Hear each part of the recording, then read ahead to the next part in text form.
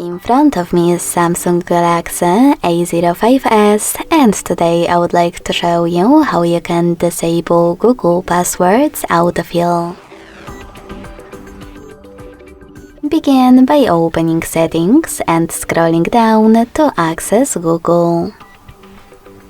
Then click on Autofill, Autofill with Google, and blue sweater next to use autofill with Google.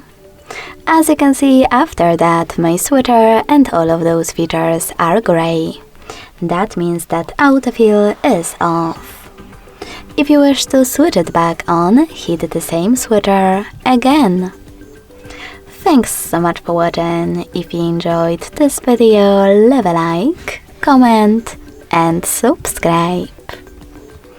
Bye!